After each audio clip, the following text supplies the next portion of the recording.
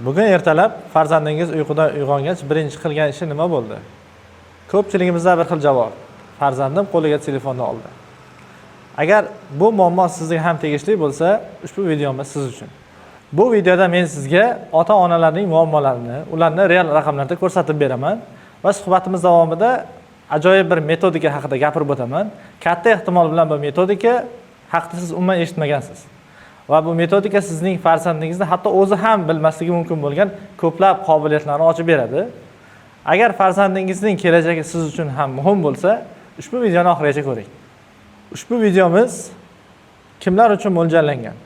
Avvalo, farzandiga sifatli ta'limni ravo ko'radigan ota-onalarga, farzandini xalqaro miqyosdagi mutaxassis bo'lib yetishishini xohlaydigan ota-onalarga, shuningdek, farzandi hozirgi kunda telefonlarga, gadjetlarga qaram bo'lib qolayotgan ota-onalarga va farzandining qobiliyatlarini ocha olmayotgan, uning qaysi sohadan ketishini bilmayotgan ota-onalar uchun, farzandingiz o'ziga ishonmasa va eng muhimi turli xil va'dalarga emas, haqiqiy natija olishni xohlaydigan ota-onalar uchun mo'ljallangan.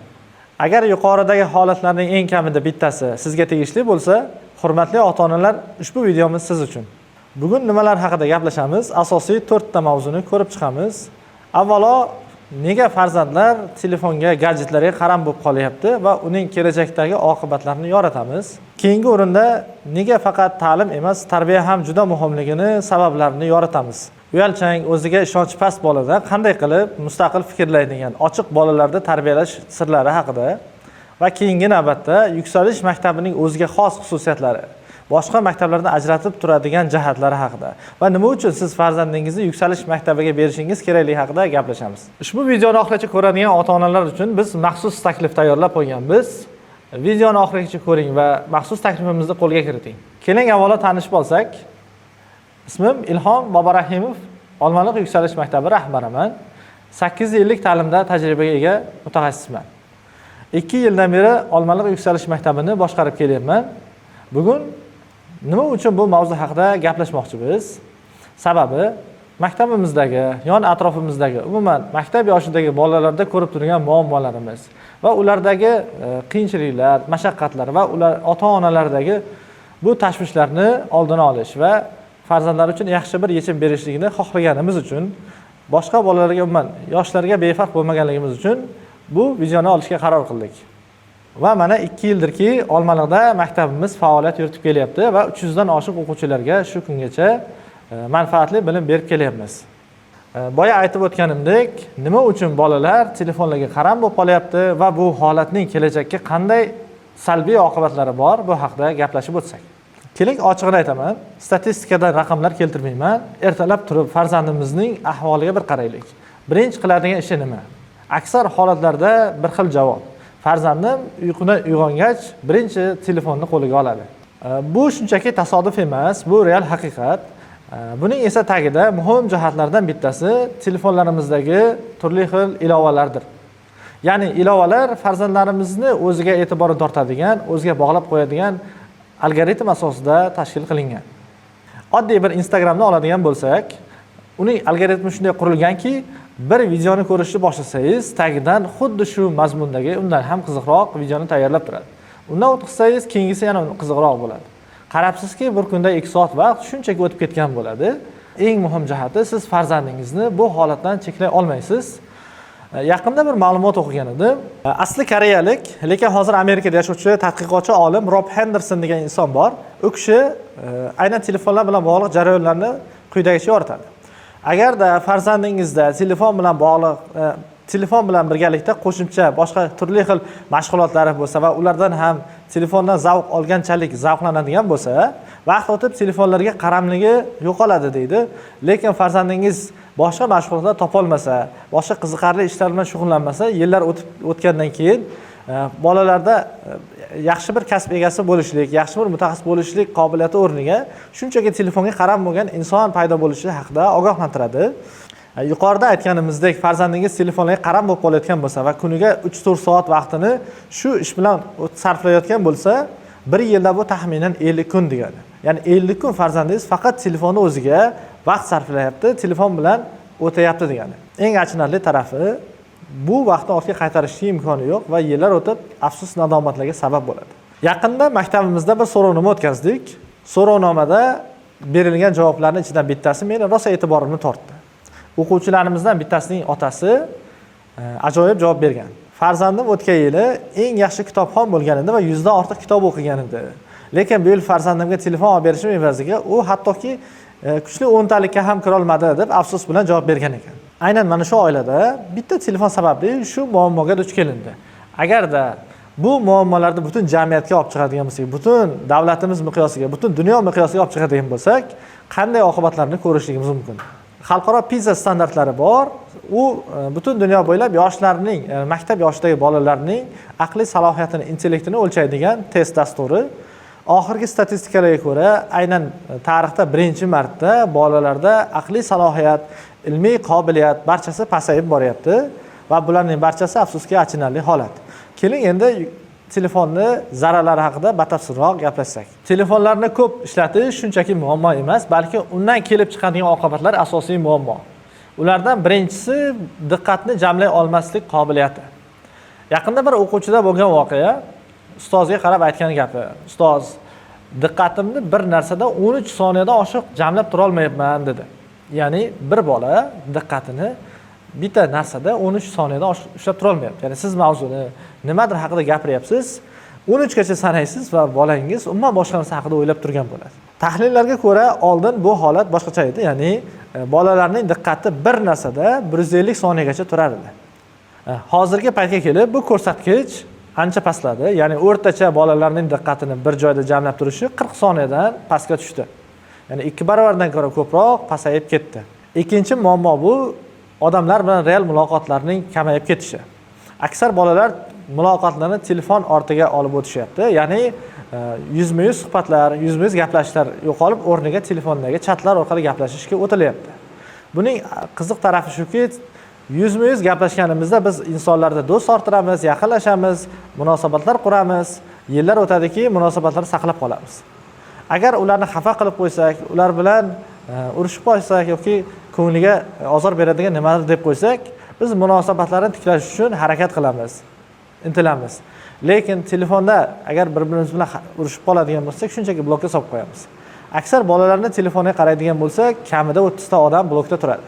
Ya'ni endi bolalar muloqotni yaxshilashga, munosabatlarni tiklashga, munosabatlarni kuchaytirishga harakat qilmay qo'yishadi, balki shunchaki blokka solib qo'yishadi. Yillar o'tadiki, bu munosabatlar yana ham yomonlashadi. Avvallari biz qarindoshlarimiz bilan, do'stlarimiz bilan yaqin muloqotlar qurardik.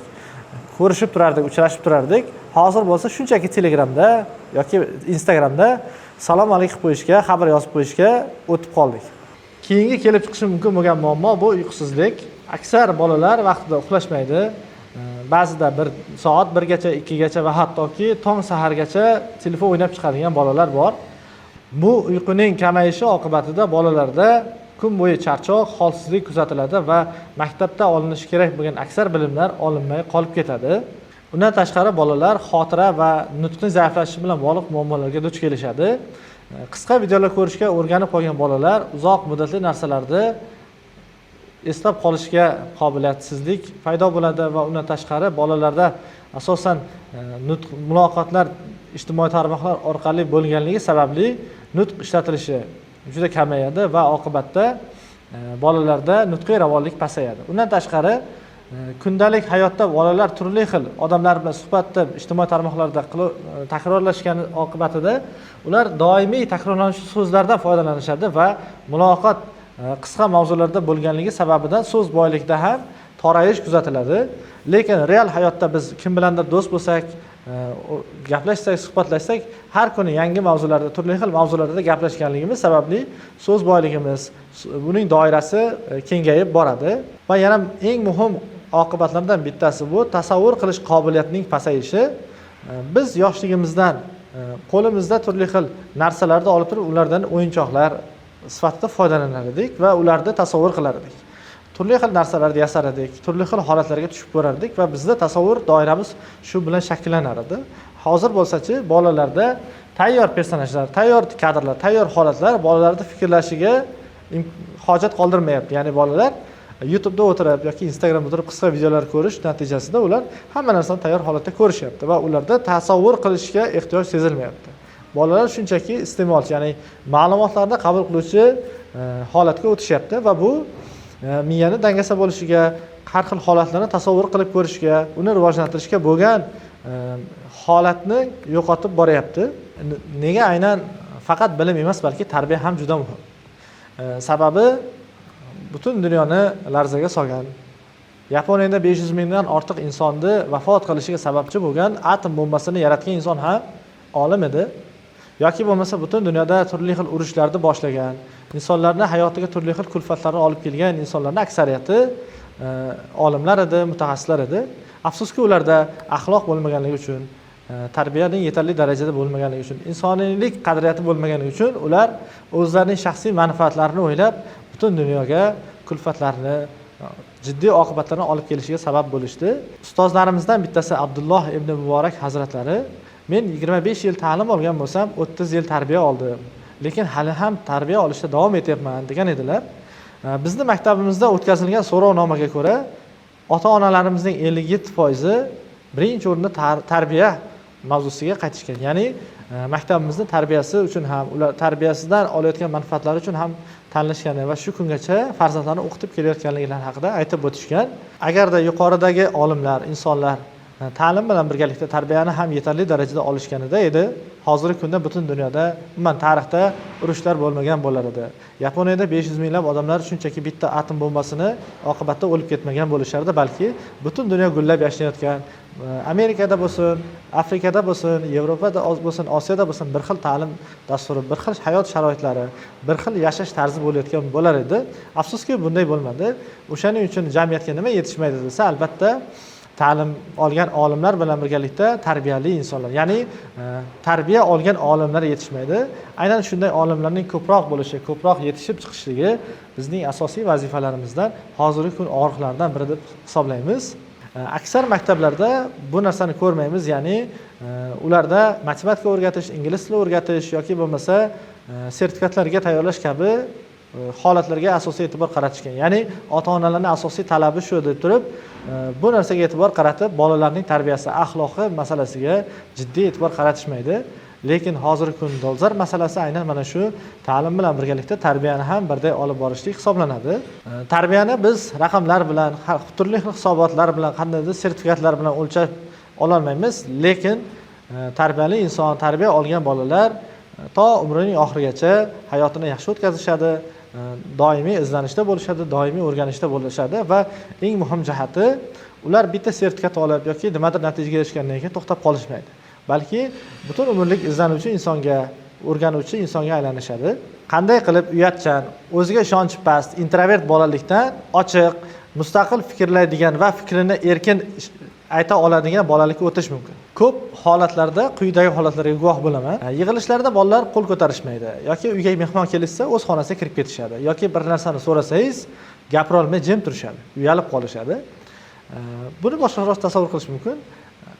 Odatda bolalar muzday suvga tashlab yuborsak, birdaniga cho'milishdan qo'rqib qoladi, ya'ni suvdan qo'rqib qolishadi. Xuddi shu holatga tasavvur qilishimiz mumkin. Bu bolalarni agarda iliq suvga sekinlik bilan sayoz joyda tushirib cho'milishni bir chekkadan o'rgatsak, ular sekinlik bilan suzishda yaxshi bir mutaxassisga aylanib ketishi mumkin. Xuddi shunday bolalarda hammani ichida emas, balki sekinlik bilan uni fikrini eshitib turib, ulardan mulohazalarini so'rab turib, ularning fikrlarini inobatga olib suhbat quradigan bo'lsak, ularning fikrlariga befarq bo'lmaydigan bo'lsak, vaqtlar o'tibki, bolalar mustaqil fikrlaydigan, o'z fikrini erkin bayon qiladigan bolalarga aylanishadi. Boyagi so'rovnomamizga qaytsak, bir o'quvchimizning onasi yozgandilar. Meni farzandim qobiqda edi. O'zini fikrini ayta olmas edi. Sekinlik bilan bu ochilib boshladi. Yoki boshqasini ko'radigan bo'lsak, meni boshqa bir ota-onamiz, meni qizim juda so'z boyligi kam, gapirishida, nutqida kamchiliklari bor qiz edi. Lekin yuksalishga berganimdan keyin farzandimda ancha so'z boyligi kengayib, fikrlashi oshib, o'sib boryapti. Bundan xursandman deb aytib o'tishgan edi. Yana bir o'quvchimizning onasi bo'lsa, farzandim tortinchoq edi. Boshqalarning oldida umuman gapirmas edi. Lekin mana shu tortinchoqligi ketib, hozir davralarida gapirishni sekinlik bilan boshladi deb aytib o'tgan edi. Qarang, 3 ta oilani farzandi, bir-biriga bilan begona bo'lgan insonlar. Lekin hammalari bir joyda, bir maqsad bilan jam bo'lib turishganligi sababidan farzandlarida ko'rayotgan natijalardan quvonib, mamnun bo'lib gapirib o'tishgan edi. Keling endi yuksalish maktabi haqida gaplashsak. O'zi yuksalish maktablari nima uchun tashkil qilingan? Uning maqsadi nima? Kelajakda qanday loyihalarda ustida ishlayapti va ota-onalar nima uchun yuksalish maktablarini tanlashligi haqida batafsil gaplashsak. Avvalo, yuksalish maktablari 2022-yil ilk bor Toshkent, Samarqand va Farg'ona shaharlarida tashkil qilingan va hozirgi kunga kelib maktablarning 13 ta filiali bor, jumladan Olmaliq shahrida ham. Olmaliq yuksalish maktabi 2024-yilda ilk bor faoliyatini boshlagan. Hozirgi kunga kelib Olmaliq yuksalish maktabida 300 dan ortiq o'quvchilar va ularning mamnun ota-onalari bilan biz hamkorlikda faoliyat yuritib kelyapmiz. Maktabimiz asosiy mohiyati 6 ta muhim ustun ustiga qurilgan. Shular haqida sizga hozir batafsil aytib beraman. Birinchi o'rinda xavfsizlik. Biz bolalarga xavfsiz hududni ta'minlab beramiz. Ya'ni ertalab soat 8 dan to 4:30 gacha bo'lgan vaqt oralig'ida bolalarimiz xavfsiz maydonda bo'lishadi. Ertalab kirishayotganda xavfsizlik xodimining nazorati bilan turniketlar orqali kirib kelishadi. To 4:30 gacha bo'lgan vaqtda ular shu hududda bo'ladi. Ular beruxsat ko'chaga chiqarilmaydi va aksincha ko'chadan begona odamlar shunchaki beruxsat maktabga qo'yib yuborilmaydi. Bolalaringiz xavfsiz muhitda ta'lim olishadi. Bu asosiy jihatlardan bittasi. Keyingi o'rinda biz bolalarga sog'lom ovqatlar beramiz. Ya'ni bolalarimiz nutritsiologlar tomonidan tuzilgan menyu asosida ovqat yeyishadi. Bu nima degani desa, bizda to'liq sog'lom ovqatlar, sog'lom mahsulotlardan tayyorlangan 60 ga yaqin taomlardan iborat menyu bor. Ya'ni bolalarimiz ta'lim jarayonlari davomida 60 xil taomlarni takroriy yeb borishadi. Ya'ni har hafta bir xil ovqatlarni takrorlab bermaymiz va eng muhim jihati bu ovqatlar ichida turli xil kimyoviy mahsulotlar, konservantlar, allergiya chaqiradigan mahsulotlardan to'lig'icha xoli bo'ladi. Bolalarga bu jihatidan juda ham mamnun, bolalarimiz juda mamnun. Sababiki ovqatlarimiz juda ham mazali va eng muhimi bu ovqatlar shunchaki menyu emas, balki kundalik nazorat ostida bo'ladi. Ya'ni maktabimiz hamshirasi har kuni tayyorlangan mahsulotlarning holatini hisobotini nutritsiologlarga topshirishadi va ulardan kundalik hisobot javoblarini olamiz. Bu bo'yicha demak bolalar doimiy ovqatlardan mamnun bo'lib kelishyapti. Keyingi muhim jihatimiz bu ustozlarimiz. Ustozlar maktabning asosini tashkil qiladi. Biz 2000 ga yaqin nomzodlar ichidan saralab olgan ustozlar bilan maktabdagi jarayonlarni, ta'lim tizimimizni tashkillashtirganmiz. Odatda bolalarga maktab emas, balki ustoz tanlash kerak bo'ladi. Ya'ni maktabda, yaxshi maktabda ham yomon ustoz bo'lishi mumkin yoki yomon maktabda ham yaxshi ustoz bo'lishi mumkin. O'shaning uchun avvalo maktabga farzandni berayotganda, uning ustozi kim, u qanday ustoz, u ustozga meni farzandim mos keladimi yoki farzandimga u ustoz mos keladimi degan savollarga javob topib, maktabga farzandga maktabda tanlash kerak bo'ladi. Biz yuqorida aytganimdek 2000 ga yaqin nomzodlar ichidan saralab olgan ustozlar bilan sifatli ta'limni tashkillashtiramiz va buning natijasi nima desa, biz endigina 9-sinfni bitirgan o'quvchilarimiz ichida 40 ga yaqin sertifikatlarni bu yil natijaga erishdik. Bu yuqori sinflarimizdagi holat. Ya'ni 9-sinf o'quvchilarimiz ichida deyarli universitet masalalarini hal qilib qo'ygan bir nechta o'quvchimiz bor. Hali ularning oldida 2 yillik faoliyati muddati bor. Undan tashqari boshlang'ich sinflarimiz ichida 100 dan ortiq bolalarimiz xalqaro va respublika darajasidagi olimpiadalarda o'rin olishdi. Ularning ichida Shvetsariyaga, Turkiyaga bepul yo'llanmani qo'lga kiritgan, Tailandga, Vyetnamga, Yaponiyaga keyingi bosqich olimpiadalar qatnashish uchun final bosqichida ishtirok etish uchun yo'llanmani qo'lga kiritgan o'quvchilarimiz bor. Va bu o'quvchilarimizning hammasi ustozlarning faoliyati, mehnatining samarasidir. Undan tashqari biz bolalarga xalqaro dasturlar doirasida yangi loyiha boshlaganmiz. Bu bolalar uchun dunyoning top universitetlariga tayyorgarlik ko'rish doirasidagi Prezident iqtidorli farzandlar loyihasida ta'lim olish dasturi. Bu o'quv yilida bizning 4 nafar o'quvchimiz bu loyiha doirasida ta'lim olishadi. Undan tashqari bu o'quv yilida 100 dan ortiq o'quvchilarimiz matematikadan, ingliz tilidan, arab tilidan, shuningdek sportning taekvondo, gimnastika yo'nalishlaridan va undan tashqari robototexnika sohasi bo'yicha sovrindor bo'lishdi. Hattoki o'quvchilarimiz orasida eng muhim jihati shundaki, Turkiya va Shvetsariyada bo'ladigan musobaqalarda o'quvchilarimiz to'lig'icha xarajatlari tashkilotchilar tomonidan qoplanadigan grantni qo'lga kiritishgan. Bu bolalarimiz u davlatlarga borish kelish bileti, u yerdagi transport xarajatlari, yotoqxona xarajatlari barchasi tashkilotchilar tomonidan qoplanadigan grantni sohibiga aylanishgan. Nasib bo'lsa shu kunlarda bolalarimiz aynan bu davlatlarga safarni amalga oshirishadi. Keyingi muhim jihatimiz bolalarga shunchaki ta'lim berish bilan cheklanib qolmay, ularga milliy qadriyatlarni ham o'rgatamiz. Ya'ni biz bolalarga ota-ona bilan munosabatlar, yaqin do'stlari bilan munosabatlar, insoniylik ko'nikmalarini ham o'rgatib boramiz. Bunda biz ishlab chiqqan yuksalish kundalik degan alohida dasturimiz bor. Bu dastur doirasida bolalarga kundalik qilishligi kerak bo'lgan vazifalar, odob, axloq qoidalaridan vazifalar, shuningdek ota-onalari, do'stlari bilan bog'liq munosabatlarni o'zlarida shakllantirish kerak bo'lgan ko'nikmalarni ro'yxatini tuzganmiz va buni bolalar bajarib borishadi. Buni bajarib borishlik vazifalarni uyda ota-onasi, maktabda bo'lsa ustozlari nazorat qilishadi. Agarda bolalarda bu vazifalarni bajarishda sustkashlikka yo'l qo'yilayotgan bo'lsa, ular bilan suhbatlar tashkillashtiramiz. Bu birinchi o'rinda ustozlar bilan, undan tashqari psixologimiz bilan, hattoki maktab rahbariyati bilan ham tashkillashtirilishi mumkin bo'ladi va o'tgan o'quv yil davomida bundan ko'p ota-onalarimiz juda mamnun bo'lishdi. Navbatdagi muhim jihatimiz bu kitob mutolaasi. Biz bolalarda har hafta yangi ufqlarni kashf qilamiz. Ya'ni bolalar har hafta yangi kitobni mutolaa qilishadi. Bu o'rtacha o'quv yili davomida bolalar 40 ta atrofida kitob o'qishgan degani. Yangi kelgan bolalarda bu ko'rsatkich 20 ta, 30 ta, 40 tagacha bo'lsa, o'tgan yilgi o'quvchilarimizda bu ancha ko'proq ham bo'lgan. Ya'ni bu o'quv yilida 10 oy davomida eng ko'p kitob o'qigan o'quvchilarimizni 5 taligida eng kami 80 tadan oshiq bo'lgan. Ya'ni 80 tadan 120 tagacha kitobni bolalar mutolaa qilishgan. Bu 10 oy davomidagi ko'rsatkich. Ya'ni bir oyda hisoblasangiz 8 tadan 10 tagacha kitob mutolaa qilingan degani. Bu juda ham yaxshi ko'rsatkich. Hayoti davomida hali 10 ta ham kitob o'qimagan bolalar bu bir o'quv yilida 20 ta kitob o'qishligi juda katta ko'rsatkich bo'lsa, endi 40 ta yillikda kitob o'qigan bolalar umuman boshqa bolaga aylanishadi. Keling, endi eng muhim jihatlardan bittasi telefonlar bilan bog'liq jarayonlar haqida suhbatlashsak. O'zi yuksalish maktablari qanday telefonlar bilan bog'liq jarayonlarni tashkillashtirgan, keyingi o'quv yilida nima bo'ladi degan savollar turadi.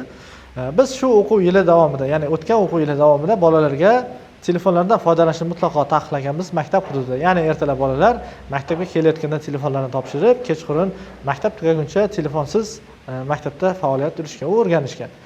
Bu o'quv yilida bo'lsa bu yana ham o'zgaryapti. Biz maktabda yangi o'quv yili uchun ota-onalar bilan tuzayotgan shartnomamizda bolalar uchun butunlay sensorli, ya'ni gadjet telefonlardan foydalanishni taqiqlash loyihasi ustida ishlayapmiz.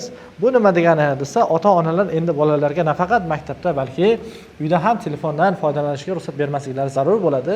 Chunki boya aytganimizdek, bolalarda kelib chiqayotgan muammolarning aksari qo'llaridagi telefon bilan bog'liq hisoblanadi. Ya'ni bolalar telefon bilan bog'liq uchun diqqat tarqoqligi, xotira pastligi, xayolparastlik, so'z boyligining zaiflashib borishi va boshqa bir qancha muammolarga duch kelayotganligi sabablaridan bittasi bu telefon edi. Endi bu o'quv yilidan biz bolalarimizdan mutlaqo telefonlardan foydalanishni, uyda ham, maktabda ham foydalanishni to'lig'icha taqiqlaymiz va buning natijasida bolalar xotirasi joyiga keladi, diqqat tarqoqligi yaxshilanadi, undan tashqari so'z boyligi kengayadi va undan tashqari bolalarning ijtimoiylashishi yaxshilanadi. Endi bolalar telefon bilan emas, balki yuzma-yuz suhbatlarga ko'proq e'tibor qaratishni, do'stlari bilan munosabatlarni yaxshiroq qilishligini va boshqa turli xil telefon bilan bog'liq muammolarni yaxshilab rivojlanishiga sabab bo'ladi degan niyatdamiz. Undan tashqari biz keyingi o'quv yilida maktabimizda nafaqat bolalar uchun, balki ustozlar uchun ham telefonlardan foydalanish rejimini bekor qilmoqchimiz. Ya'ni ular maktabga kirayotganida telefonlarini xavfsizlik xodimimizga topshirib kirishadi va to maktab tugaguncha, darslar tugaguncha telefonlardan foydalanishmaydi. Bu masalaga yaxshi yechim bo'ladi degan umiddamiz. Shuningdek, bolalarga biz uyga vazifalarni ham telefondan emas, balki qog'ozlarda berish tartibiga o'tamiz. Bu ham bolalarda telefonga bo'lgan bog'liqliklarni maksimal darajada kamayishiga olib keladi. Bu rejimda, ya'ni boshlayotgan telefonsiz maktab rejimimizda yangi o'quv yiliga tuzayotgan shartnomalarimizda ham mustahkamlab qo'yganmiz. Ota-onalarimiz aksariyati bu holatdan juda ham mamnun, ya'ni bolalar endi telefonga bog'liqligi minimal darajaga tushadi degan xursand bo'lib gapirishyapti. Endi boshqa bir masala paydo bo'ladi. Agar bolam qo'lida telefon bo'lmasa, uni xavfsizligiga qanday qarayman? Uni xavfsizligiga kim javob beradi degan masala bo'lishi mumkin. Buning uchun biz bolalarga knopkali telefonlarga ruxsat beramiz, ya'ni bolalar maktabga kirayotganda, unda ham maktabga kirayotganda knopkali telefonlarini xavfsizlik xodimimizga topshirib kirishadi, ketayotganda olib ketishadi. Buni bolalarni maktabga kelganini yoki uyga yetib borganini, yo'lda qayerda ekanligini xabar olib turishi uchun bu telefonlarga ruxsat beramiz. Lekin sensorli telefonlardan butunlay xalos bo'lish rejimi bu o'quv yilidan to'lig'icha amal qiladi. Keyingi muhim jihat, ota-onalarda tabiiy savol paydo bo'lishligi mumkin. Farzandimni yuksalish maktabiga beradigan bo'lsam, farzandim kun bo'yi nima ishlar bilan mashg'ul bo'ladi, kuni qanday o'tadi, maktabda nima ishlar qiladi degan savollar bo'lishligi mumkin. Bu tabiiy. Bizning maktabimiz o'quvchilari uchun kun tong sahardan boshlanadi. Ya'ni bolalar ertalab uyquda uyg'onganidan so'ng badan tarbiya qilishdan kunni boshlashadi. Badan tarbiya qilib bo'lishgach, yotoq joyini yig'ishtirib, tozalab qo'yishadi. Ota-onasiga ertalabki ishlarda yordam berishadi va uydan ota-onadan duo olib chiqib kelishadi. Maktabimizda hayot 8:00 da boshlanadi. Ya'ni bolalar 8 dan 8:30 gacha nonushta qilishadi. 8:30 dan keyin asosiy darslarga kirib ketishadi. 4 soat davomida asosiy matematika, ingliz tili va ixtisoslashgan yo'nalishlari bo'yicha asosiy darslarimiz qo'yib beriladi. Darslarimiz 12:00 gacha davom etadi. 12:00 dan tushlik vaqtimiz boshlanadi. 12:00 dan 13:00 gacha, ya'ni 1 soat to'liq bolalar dam olishda bo'ladi. Ham tushlik qilishadi, charchagan, dam olgisi kelgan bolalar dam olishadi, hovlimizga chiqib o'ynashni xohlagan bolalar o'ynashligi mumkin bo'ladi, yoki o'rtoqlar bilan qanaqadir suhbatlar qilaman degan bolalar suhbatlashadi va hattoki bolalar uyga vazifalarni shu vaqtda tayyorlab olishi ham mumkin bo'ladi. Obeddan keyin 13:00 dan to 16:30 gacha obeddan keyingi mashg'ulotlarimiz boshlanadi. Bu paytda qo'shimcha to'garaklar, yengilroq mashg'ulotlarimiz, ya'ni bolalarning miyasiga ozgina dam beradigan darsliklar qo'yib beriladi. Buning ichida o'g'il bolalar uchun alohida taekvondo, robototexnika mashg'ulotlarimiz, qizlar uchun gimnastika, mohir qo'llar kabi to'garaklarimiz ham qo'yiladi. Ya'ni bolalarda bu mashg'ulotlarimiz sportda mustahkam bo'lishiga, baquvvat tanasi baquvvat chiniqishiga, shuningdek hayotiy kerak bo'lgan ko'nikmalarni o'rganishiga yordam beradi. Mashg'ulotlarimiz 16:30 da tugagach, bolalar yengil tamaddi, ya'ni tolmachoyga chiqishadi. Tolmachoyda bolalar ovqat yeb olib, keyin uylariga ketishi mumkin bo'ladi. Lekin aksar bolalarimiz 16:30 dan keyin ham maktabdan ketmay sport mashg'ulotlari bilan band bo'ladi. Bu yerda uyga vazifalarni qilishadi yoki turli xil loyihalar doirasida mashg'ulotlarga tayyorgarlik ko'rishadi. Hurmatli ota-onalar, suhbatimizning eng muhim nuqtalariga yaqinlashyapmiz. Bolalarimiz uchun, o'quvchilar uchun birinchilardan bo'lib yangi dasturni ishga tushiryapmiz. Bu Amerika dasturi asosida tashkil qilingan barmoq testi loyihasi. Aksari ota-onalarda bir xil muammo kuzatiladi. Ya'ni farzandining qobiliyatini, qaysi sohaga iqtidori borligini, qaysi yo'nalishdan ketadigan bo'lsa, u yuqori darajadagi malakali kadr bo'lishi va xalqaro miqyosdagi mutaxassisga aylanishi mumkinligini bilishmaydi. Aynan biz boshlayotgan bu barmoq testi dasturi aynan shu muammolarga yechim bo'ladi. Ya'ni biz dasturimiz har bir bola uchun 60 betga yaqin tadqiqotni o'z ichiga oladi. Ya'ni bolangizning imkoniyatlarini biz 60 betlik tadqiqot asosida yoritib beramiz. Endi siz farzandingizga boshqa ota-onalar kabi farzandim matematikani o'rganish kerak, ingliz tilini o'rganish kerak, farzandim moliyachi bo'lish kerak, iqtisodchi bo'lish kerak deb emas, balki uning iqtidoridan kelib chiqib turib, uning qiziqishlaridan, xohishlaridan, imkoniyatlaridan va qobiliyatidan kelib chiqib turib, kasb tanlashiga yordamchi bo'lishingiz, ko'makchi bo'lishingiz mumkin bo'ladi. Ya'ni farzandingizni iqtidorini to'lig'icha bu dastur ochib berishga harakat qiladi va dastur doirasida bolangiz endi qaysi sohani mutaxassis bo'lishini aniq bilasiz va shunga yo'naltirishga imkoniyat yaratiladi. Endi videoning eng muhim nuqtasiga yetib keldik. Siz shu joygacha videoni kuzatgan ekansiz, farzandingizning kelajagi, uning hayoti siz uchun juda ham muhim va bunga siz befarq inson emassiz. Va men sizga shu nuqtada eng muhim xabarni aytmoqchiman. Shu ondan boshlab Olmaliq yuksalish maktabiga yangi o'quv yili uchun qabul jarayonlari boshlandi. Agar siz suhbatimiz manzur kelgan bo'lsa va maktabimizga qiziqtira olgan bo'lsak va eng muhimi sizga farzandingiz kelajagi muhim bo'ladigan bo'lsa, siz uchun alohida taklif tayyorlab qo'yganmiz. Bu quyidagicha maxsus taklifdir. Agarda 20-avgust sanasigacha maktabimizga kelib, batafsil ma'lumot olib, maktabimiz haqida tanishib va maktabimizga shartnoma tuzadigan bo'lsangiz, 3 ta alohida taklifimiz bor. Maxsus taklifimiz quyidagicha 3 ta qismdan iborat. Birinchi o'rinda biz sizga maxsus qo'llanma beramiz. Qo'llanmada bolalarga 0 yoshdan tug'ilganidan to katta bo'yicha o'smirlik davrigacha bo'lgan davrda ularga qanday cheklovlar berishlik kerak, qanday kontentlarga ruxsat berish kerak, nimalarni taqiqlash kerak, nimalarga esa imkoniyat yo'l ochib berish kerakligi bo'yicha qo'llanmamiz bor. Bu qo'llanmani sizga bepul tashlab beramiz. Undan tashqari yuqorida aytganimizdek barmoq testimiz juda ham ajoyib test. Bu testdan bepul o'tish va to'liq test bo'yicha tafsilotlarni olish imkoniyatini sizga hadya qilamiz. Shuningdek, yangi o'quv yiliga biz boshlayotgan formamiz bor. Ya'ni yuksalish maktablari alohida forma joriy qilyapmiz. Bu formani aynan futbolka qismini sizga hadyaga berish imkoniyatimiz bo'ladi. Agarda shu imkoniyatlarimiz, ya'ni maxsus taklifimizdan foydalanmoqchi bo'lsangiz, hoziroq ro'yxatdan o'ting va batafsil ma'lumotlarga yana ham ega bo'ling. E'tiboringiz uchun rahmat.